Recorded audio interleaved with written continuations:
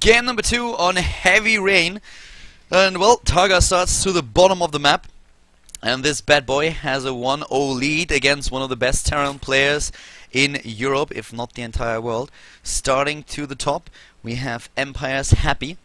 If I talk about being one of the best Terran players in the world, probably that's always, of course, a big thing to say, since most of the top players in the world that play Terran are actually Korean, and those Koreans are pretty good.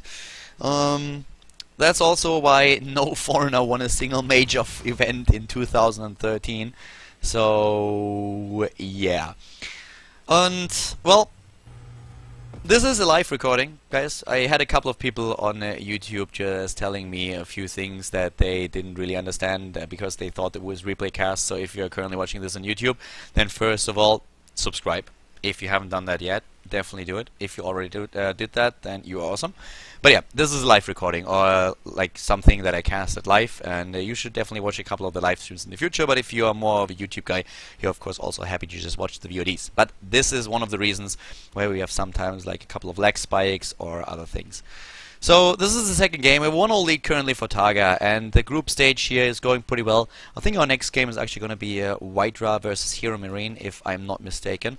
But for now, let's focus a little bit on the Zerg versus Terran in hand, where Targa is getting his hatch at the natural.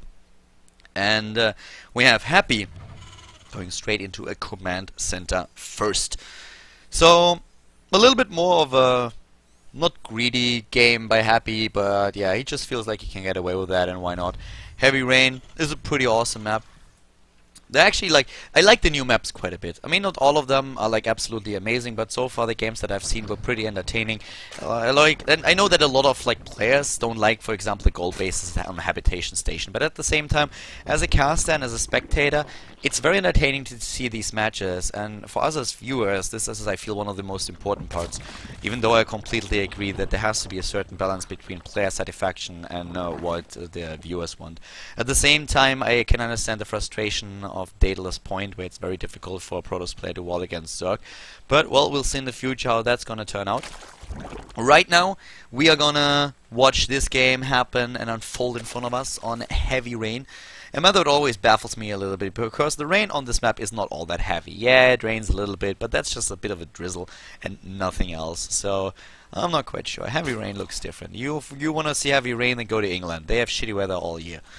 But also beautiful landscape and scenery, depending on where you go. I can recommend Cornwall. I have family there, and Cornwall is a very beautiful place. They have a couple of beaches. If you would show me pictures of those beaches and wouldn't tell me where they are from, I would think they are from Australia. I'm not kidding. They're really beautiful. It's just a little bit colder. But well, for now we have the Terran player, of course, starting to just secure his base at the front with at least one bunker, and also working at his wall here. The factory, the first one, already started, and the second gas immediately being taken in the main base. So let's see how exactly Happy is going to approach game number 2, because his mech strategy in game number 1 didn't really work out all that well. And I can always just recommend, if you have the resources, which Happy didn't really have, Air Terran. Sky Terran is absolutely amazing. Battlecruiser Raven is so strong.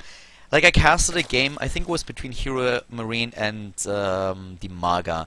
It's been a while, like that's been a few months back, but I think Dimaga's 200 supply army disappeared in 3.2 seconds, something like this.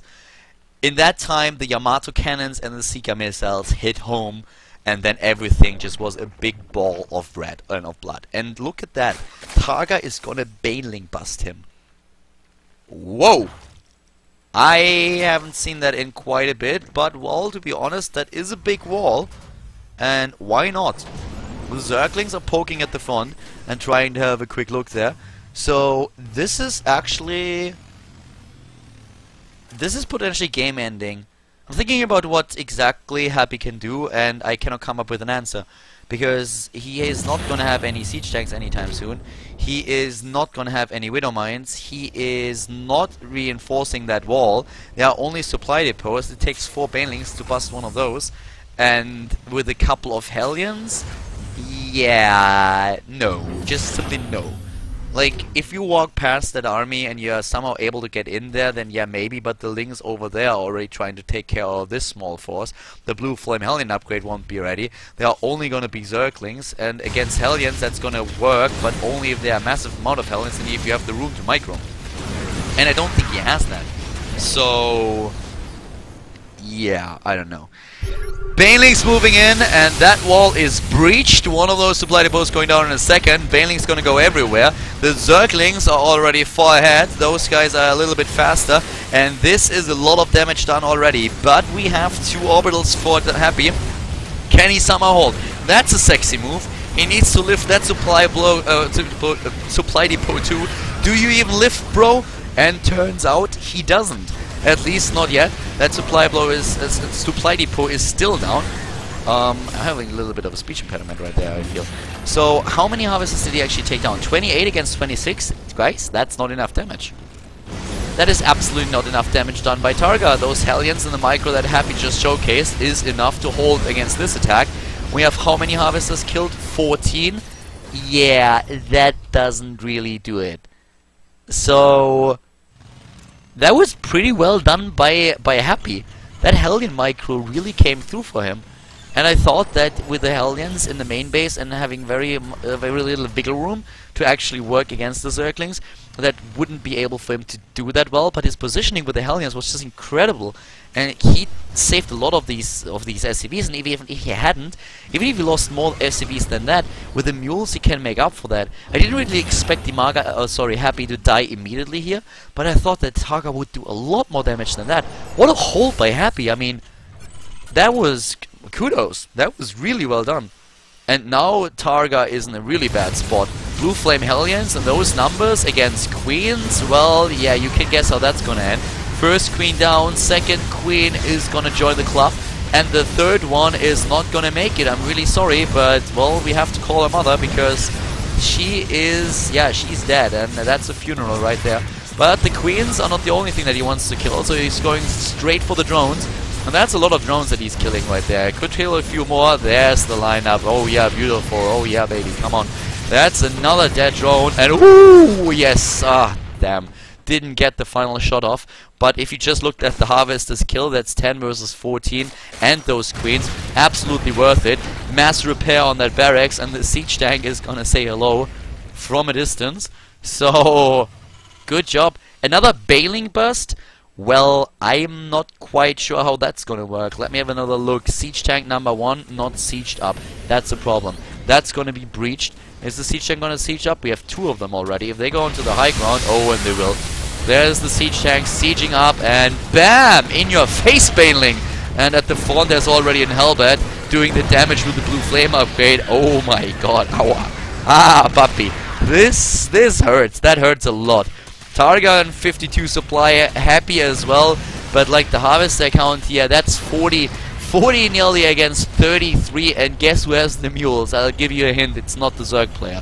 So, with even the third base already done for Happy, ouch, that is just painful. And what Targa is trying to do is like, alright, that didn't work. Semi all-in number 2 didn't work either. I took a lot of damage from those Hellions. My Queens are gone. Let's go for 2-base Muta and try to make that happen. Maybe a tech switch can take him down here. And, well, maybe it can, but it's gonna get pretty tough, especially since we now have an engineering base started, and that's definitely not gonna be for a lot of bio units and upgrades. This is gonna be for missile turrets. And missile turrets are gonna help out immensely, especially since I assume we are going at some point to also see Thors, and guess what? There they are already. Thor has been started, and that Thor is gonna give the Mutalists a pretty hard time. We have the hatch to the right side of the map. That's base number 3 for Targa, but it's later than the third base of the Terran player. And Happy is, I mean, he has turned up the heat quite a bit here. So this is just basically Happy turning Super Saiyan, and that is not gonna go well for Targa. At least it doesn't look like it. This is a little bit like when Son Goku was kicking Vegeta's ass after he turned Super Saiyan. So that's gonna be very much like that. Roughly the same. Maybe a little bit less screaming, but roughly the same thing. And yeah, probably not going to take that long, because those guys, they scream for 3 episodes and then they hurl another fireball at each other. But Dragon Ball was pretty pretty awesome. I mean, if you haven't watched Dragon Ball yet, you're missing out. That creep spread, on the other hand, my god, that's pretty awesome. I like that. But yeah, it's just that creep spread is pretty cute, and it's actually brilliant. In another game, it would matter. I do not think it will in this one. Yes, Targa isn't dead now, and if you look at the supply, you're saying like, Khaldor, what the hell are you talking about? He's at 90 supply against 99. Yes, indeed is, but the economy for the Terran player is just so damn good that it hurts my eyes watching it. And I do not think that Targa can come back here. We have Blue Flame Hellbat drops right now going on. We have already more and more siege chains coming in, a +2 attack upgrade started. There are no upgrades, nada, zip niente for Targa, and that is gonna hurt later.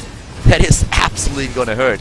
I mean, what's he gonna do with that? We have a massive amount of drones being built. How many harvesters did he kill, by the way? And that is Targa. Ooh, Targa killed 25, Happy killed 26. Look at that, the Mutalisks are now trying to take down that armory. A mass repair is going on, and here comes the Thor.